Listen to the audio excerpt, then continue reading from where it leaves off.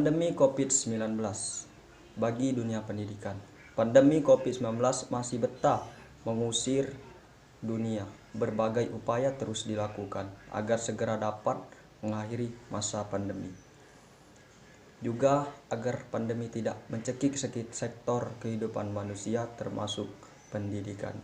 Di tengah pandemi yang terus melaju, dunia pendidikan terus mendapatkan perhatian agar tidak berdampak buruk. Tentu kita tidak ingin pandemi COVID-19 mengancam dunia pendidikan. Berbicara tentang dunia pendidikan adalah berusaha tentang ilmu pengetahuan di mana saja, besar dalam menciptakan berbagai penemuan-penemuan penting demi kemaslahatan umat manusia dari masa ke masa. Pandemi saat ini menghantarkan kekhawatiran sekaligus tantangan bagi pandemi COVID-19 yang dinilai membawa begitu banyak dampak positif bagi dunia pendidikan. Dampak positif ini dapat memotivasi untuk melewati masa-masa sulit agar tetap fokus meraih tujuan pendidikan Indonesia yang maju.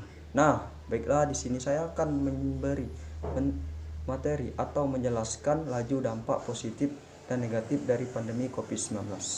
Nah, jadi yang pertama dampak positif dari pembelajaran online atau pembelajaran jarak jauh yaitu adalah 1. Memicu percepatan transformasi pendidikan.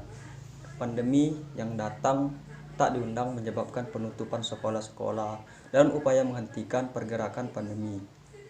Sebagai gantinya, pemerintah telah memberlakukan sistem PJJ atau pendidikan jarak jauh. Sistem PJJ yang berbasis teknologi tentu mengharuskan lembaga pendidikan, guru, siswa, orang tua agar tetap cakap dengan teknologi. Hal ini memicu percepatan transformasi pendidikan teknologi. Tentu berdampak positif karena penggunaan teknologi dalam pendidikan selaras dengan era revolusi industri yang terus mereksek maju. Yang kedua, banyak munculnya aspirasi belajar online.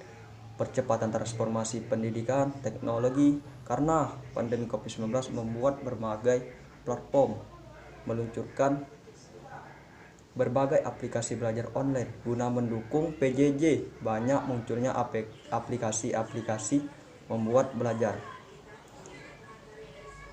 di rumah aja tetap dapat dilakukan dengan cara efektif. Salah satu aplikasi yang memiliki fitur tersebut seperti user interface friendly, teruji, Ruang Guru, Zenius. Aplikasi-aplikasi ini menjadi salah satu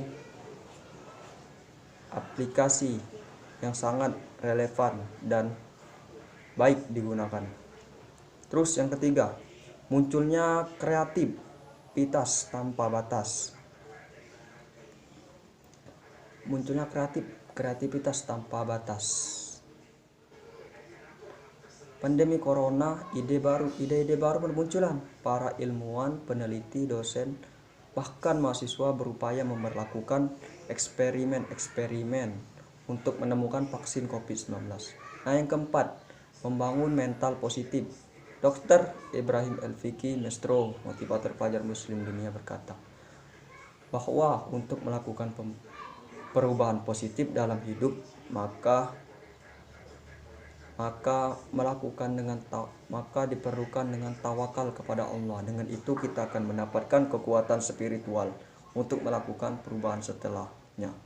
Ganti pikiran kita dapat dengan pikiran positif, dan ini insya Allah akan berpengaruh pada kondisi. Nah, terus dampak negatif yang terjadi yaitu 1.